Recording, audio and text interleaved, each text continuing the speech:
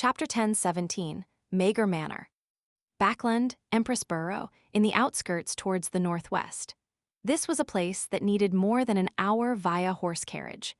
Maygur Manor was built by the side of the Tussock River, so it had beautiful scenery around it with flourishing vegetation within its confines.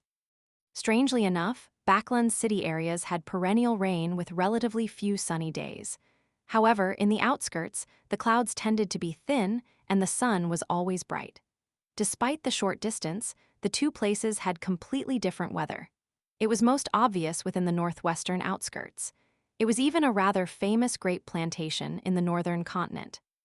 And by following the Tussock River from this region northwest for another 50 kilometers, one would again encounter weather similar to Backland's city area. Such situations left meteorologists puzzled. They couldn't find any suitable theories to explain the reason. However, Klein had a vague guess. In the Fourth Epoch, this was the capital of the Tudor-Trunsost United Empire. It was also here that Blood Emperor Alista abandoned his humanity and became a crazy deity. Therefore, it was normal that the weather and terrain had changed forever in those very small confines. Leonard Mitchell had once mentioned information about this during one of the free exchanges. Furthermore, as an area with a long history and signs of early human activity, this Land of Hope buried countless ancient ruins. It was very possible that they could have an influence on the weather. The carriage drove into Maygur Manor, passing by the fountain pond and small garden that was surrounded by the main building. Finally, it stopped outside the main door. Just as Klein got off the carriage with butler Walter, he saw the land steward, Richardson, lead 2 rows of male and female servants by the door, awaiting their employer. Compared to 160 Backland Street, there were more servants here, but they were mainly lower-class servants. Looking at Richardson wearing a spanking new suit, Klein nodded with a smile. "Well done." Without waiting for Richardson to reply, he took off his hat and handed it along with his cane to his valet, Inuni, while asking, "Have you prepared the activity room for the ladies to chat and for men to play cards in?" "Yes, sir. I've placed poker cards, tarot cards, and some board games. The piano, violins, and other common musical instruments have also been moved inside," Richardson answered eloquently. Klein passed through the door and nodded. "Where's the smoking room for the gentlemen?" "Like the ladies, it's all on the second floor. They're separated by 5 rooms." Richardson didn't need the servants in the manor to remind him. He didn't even need to recall to give an answer. To ensure that his employer's first hunting excursion was flawless, he had taken note of every nitty-gritty detail. Although it exhausted him physically, he was excited mentally. Klein asked about dinner and the guest rooms, and confirmed that everything was in place. Before long, he received the first batch of guests after Maygur Manor had a change of name, now known as Dante's Manor. Member of Parliament Macht and his family. "This place is much bigger than my Moose Manor." Macht took off his coat with a smile and handed it to a servant while praising, "I've always heard of Maygur's wine being of excellent quality, but I've never had the chance of tasting it. I can finally have my curiosity satisfied today." "I hope you won't be disappointed," Klein smiled modestly. As a famous area for grape plantations in the northern continent, champagne, red wine, and white wine were considered the finest in Backland's northwestern outskirts. But with the manor here mainly owned by the nobles, self-brewed alcoholic beverages were typically not sold to the public. Therefore, it was almost unheard of. Only people from high society or those related to them would know of this. Maygur was one of the most iconic manors. The wine that it brewed was widely praised by people in the know. Red wine of certain years was even offered at more than £100 a bottle by collectors. However, for Klein to be able to buy this manor for £20,000, he naturally had to agree to certain conditions. All the wine from certain years were to be taken away by Duke Negan's servants. Macht was rather clear about this and didn't expect to drink famous wine commodities. He said with a laugh, "You can open a few bottles and pour a small glass of each for me. Let me decide which of the remaining wine is most spectacular." As a member of high society, he had never tasted the wine of Maygur Manor. The reason was simple. He was a member of the new party, and the previous owner, Duke Negan, was the main sponsor of the Conservative Party. No problem, Klein immediately agreed as his gaze swept across Hazel's face. Compared to July and August, this girl had clearly cheered up. She no longer felt apprehensive when facing strangers. Previously, it was as bad as not willing to participate in any banquets or balls. This made those familiar with her think she was sick. And this was all thanks to Audrey. Whenever she met Dwayne Dantes at the Lone Charity Bursary Foundation, she had mentioned that she had recently met Miss Hazel Macked twice. Such communication didn't seem problematic at first glance, since Hazel was a common acquaintance of Audrey and Dantes. Finding a topic about a common friend was common in idle chatter. However, Klein could read Miss Justice's hints and understood that she had met Hazel twice at different balls and banquets and had treated her twice. After getting Mac's family settled in, Klein welcomed the second batch of guests for the weekend hunting trip. Brigadier General Konas Kilgore, who had come with a friend that he had previously mentioned. Klein knew this friend, but he didn't know Dwayne Dantes. He was a steam car mogul, Frommy's Cage.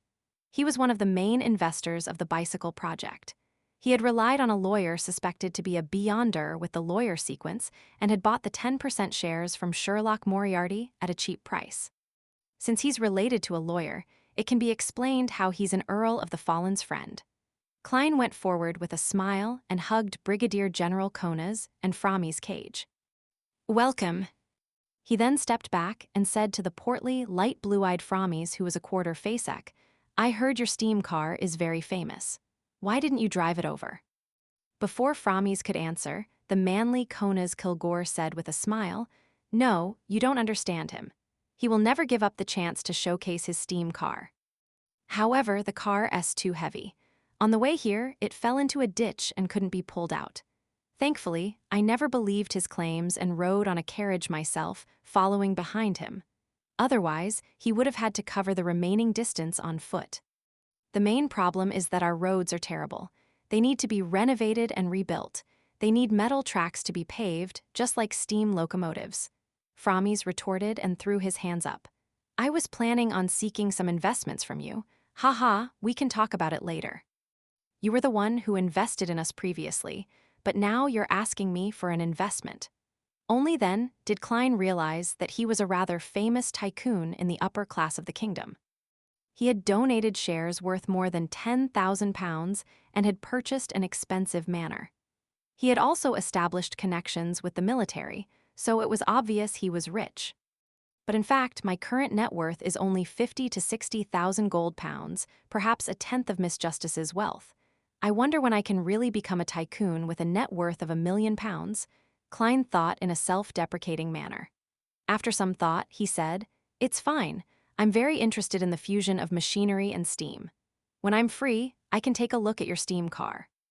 "Spectacular," Frommy's immediately said with a smile.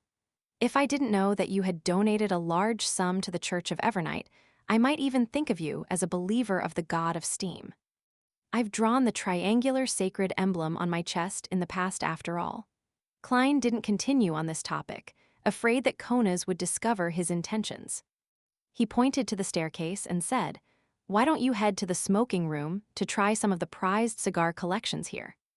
It wasn't until I bought this manor that I learned that there was a room specially for storing cigars. Its temperature and humidity are maintained, but as you know, I can smoke, but I don't like it. "Not bad, do you have chieftain?" Konas Kilgore's face suffused a smile. "Of course," Klein gave a positive answer. There was only one goal in organizing this hunting trip. It was to hunt this Brigadier General, Deputy Director of MI9. Therefore, he had taken into consideration all his preferences. However, Klein wasn't in a hurry to take action for this hunting trip.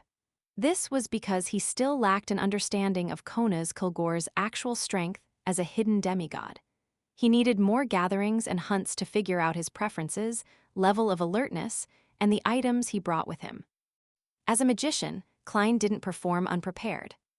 In an apartment in Sherwood Borough, Forrest put down the book in her hand and looked at Zio, who was pacing around the activity room. She couldn't help but ask, "What are you troubled about?" Zio shot her a glance and said, I'm frustrated over whether to inform MI9 about Viscount Stratford's close relationship with an unknown woman, or to keep it from them until there's further development. Why are you keeping it from them?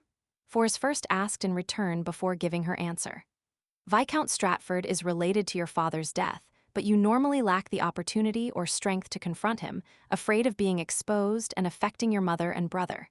And now, he might encounter an accident because of that unknown woman. He's in a relatively easy-to-deal-with state. This is your opportunity, so you're being hesitant, right? Zio fell silent for a moment before saying, yes. Forrest closed the book, stared at her friend, and said in a serious manner, since you're hesitating, it means you're already inclined towards one option. Zio slowly nodded and said, yes. Forrest fondled her slightly long, curly hair and stood up, extending her right hand, and said, I already know your decision. Well, do you need help? Seeing Zio hesitant to give an answer, she laughed and said, I'm a sequence 6 beyonder.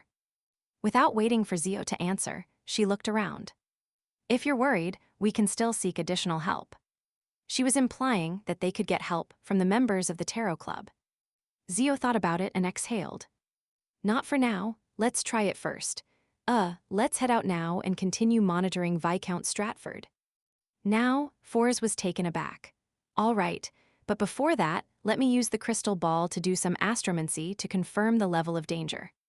After some work, she held the pure crystal ball in one hand and said, there's a certain level of danger.